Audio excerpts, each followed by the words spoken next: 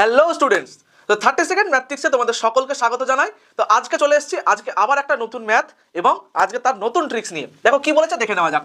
বলছে টাকায় 6টি বল কিনে টাকায় 4টি বিক্রয় করলে শতকরা কত লাভ হবে। তো দেখো আমরা জানি শতকরা লাভ বা ক্ষতি হয় কিন্তু ক্রয় মূল্য বা বিক্রয় মূল্যের উপরে, কিন্তু এখানে কি ক্রয় মূল্য আর বিক্রয় মূল্য সেই 1 টাকাই রয়েছে, শুধু যে পরিবর্তন হয়েছে কি সংখ্যাটার। মানে প্রথমে কিনেছিল 6টি, পরবর্তীতে কিনেছিল কিন্তু 4টি। তো খুব সুন্দর করে এক লাইনে বুঝবো আজকে কি করে করা যায়। তো দেখো শতকরা লাভ বের করতে গেলে কি করব, 100 বাই যতগুলো কিনেছিল আর যতগুলো বিক্রি করেছিল তার মধ্যেকার ডিফারেন্স, মানে 6 বিয়োগ 4। তাহলে দেখো 100/2 মানে 50%। তো তোমরা কিন্তু মুখে মুখে করতে পারবে, অঙ্কটা খুবই সোজা।